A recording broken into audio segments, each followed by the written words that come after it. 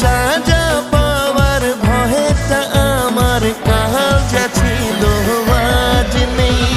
চুরি ছাড়া কাজ নেই, মনে চুরি ছাড়া কাজ